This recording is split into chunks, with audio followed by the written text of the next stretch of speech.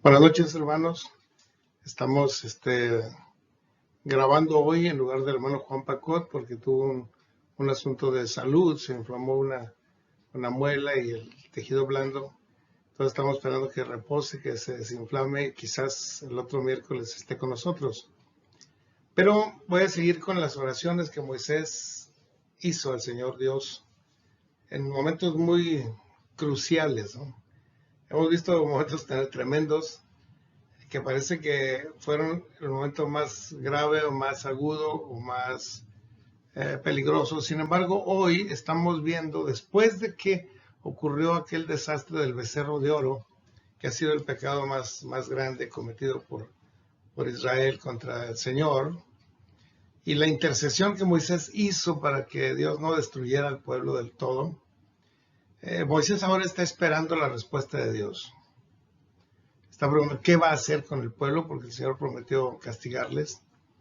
¿A dónde va a llevar al pueblo? ¿Quién irá con él? Quiero decir, si Dios va a seguir con el pueblo caminando, o los va a dejar libres, o los va a dejar solos, ¿qué va a pasar? Era un momento de incertidumbre grande. Quizá le preocupaba a Moisés más esto que cualquier otra de las crisis, cuando faltaba el agua, cuando faltaba alimento, o cuando venían los ejércitos persiguiendo a Israel, o cuando pelearon con los amalecitas. Ha habido muchas oraciones fuertes en momentos cruciales, pero hoy Moisés tenía la incertidumbre. ¿Qué va a pasar? ¿Qué va a hacer Dios con el pueblo? ¿Quién me va a acompañar? ¿Hacia dónde vamos a ir? ¿Qué de las promesas? ¿Qué del castigo? Todo eso estaba incierto a razón de aquel pecado tan bárbaro que el pueblo cometió. Bien, pues vamos a ver lo que pasa inmediatamente después de aquella reprensión. En una circunstancia muy especial, aparece en Génesis 33 del 1 al 11 y dice así: Jehová dijo a Moisés, anda, sube de aquí tú y el pueblo que sacaste de la tierra de Egipto, a la tierra de la cual yo juré a Abraham, a Isaac y a Jacob, diciendo, a tu descendencia la daré.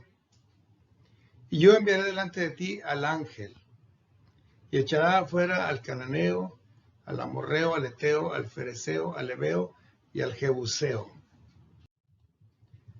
a la tierra que fluye leche y miel.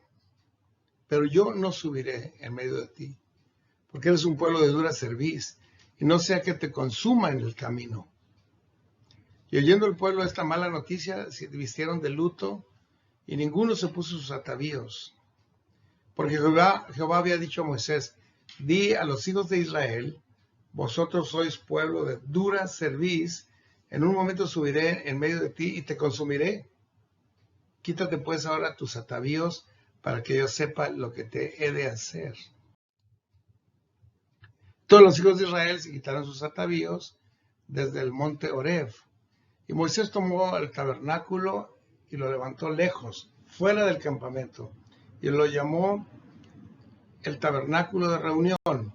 Y cualquiera que buscaba a Jehová salía al tabernáculo de reunión que estaba afuera del campamento. Y sucedía que cuando salía Moisés al tabernáculo, todo el pueblo se levantaba y cada cual estaba el pie a la puerta de su tienda y miraban en pos de Moisés hasta que él entraba en el tabernáculo. Y cuando Moisés entraba en el tabernáculo, la columna de nube descendía y se ponía a la puerta del tabernáculo, y Jehová hablaba con Moisés. Y viendo todo el pueblo la columna de nube que estaba a la puerta del tabernáculo, se levantaba cada uno a la puerta de su tienda y adoraba al Dios eterno. Y hablaba Jehová a Moisés cara a cara, como habla cualquiera a su compañero, y él volvía al campamento, pero el joven Josué, hijo de Nun, su servidor, nunca se apartaba de en medio del tabernáculo. Es muy interesante ver esto, ¿no? Estábamos esperando la respuesta de Dios, porque habían cometido un pecado de pecados y el pueblo lo sabía. Sabía que había actuado muy mal.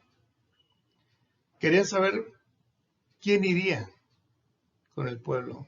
si lo seguiría acompañando Dios, si no lo seguiría acompañando Dios, si el pueblo sería destruido ahí mismo, o si el pueblo sería perdonado, o en qué circunstancias seguiría la situación. ¿Qué haría con ese pueblo tan tremendo? La primera medida que se estableció fue que el tabernáculo no estaría más en medio del pueblo como hasta antes, sino que ahora el tabernáculo estaría afuera.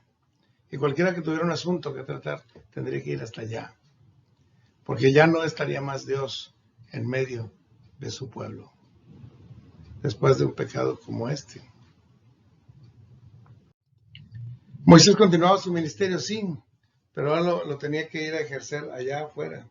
Él se iba a hablar con Dios en el tabernáculo de reunión y hablaba con Dios cara a cara y recibía instrucciones, recibía mandamientos, recibía revelación, y él regresaba al pueblo y les comunicaba a todos el mensaje de Dios con toda fidelidad. Esa es la misión de un hombre de Dios, que pueda recibir de Dios revelación o visión y entonces ir a compartir fielmente con el pueblo. De eso trataba esta situación. Dios había mandado una nube que reflejaba su gloria, su poder. Y es muy llamativo que hubiera una nube en medio del desierto, porque si ustedes van al desierto, hacia el desierto del Arabá, pueden contar las nubes fácilmente. ¿Saben como cuántas nubes hay en el desierto? No hay ni una.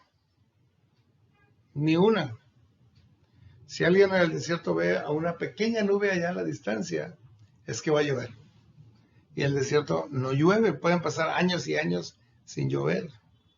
Pero la presencia de Dios descendía como gloriosa nube, que descendía del cielo y se posaba sobre el tabernáculo de reunión. No sobre el pueblo como era antes, porque el pueblo pecó de manera terrible. Así que se descendía sobre el tabernáculo cuando Moisés estaba allí. Cuando Moisés no estaba, la nube no descendía. Muy, muy importante, ¿no? Porque Dios se manifiesta a un siervo suyo si este siervo suyo es fiel. Fiel al Señor y fiel al pueblo. Fiel al mensaje que Dios da al pueblo. Que vive con intensidad su fe. Con una vida ejemplar, ¿no? Esa es lo que estaba pasando allí. Y Moisés recibió esta noticia. Ahora el pueblo entendía que la presencia de Dios venía y que estaba con Moisés, y ninguno dudaba que Moisés era un varón de Dios, un varón profeta grandísimo. Y lo que hacían ellos es que cuando oían que Moisés iba para allá, salía cada uno de su tienda hacia la puerta y veían pasar a Moisés. Y lo seguían con la mirada hasta que Moisés salía del pueblo, llegaba allá al desierto y se metía en el tabernáculo de reunión. Y cuando eso pasaba y la nube descendía, porque eran testigos de todo eso, entonces adoraban a Dios. Porque un buen líder, fiel al mensaje de Dios, hace que todo el pueblo adore a Dios. Eran pecadores, eran indignos, eran rebeldes, pero el mensaje fiel los hacía adorar a Dios. Eso es lo que estaba pasando, ¿no? Y quiero finalmente llamar la atención de un joven que era el ayudante de Moisés, un siervo de Moisés. Era un muchacho muy inteligente, muy fuerte, muy capaz, muy entrenado, muy conocedor, pero sobre todo muy espiritual. Y por eso él se posicionó como siervo de Moisés. Aprendió de Moisés todas las cualidades y todas las cualidades de carácter y todo el conocimiento de Dios que Moisés tenía. Y Josué admiraba a Moisés, pero admiraba al Altísimo sobre Moisés.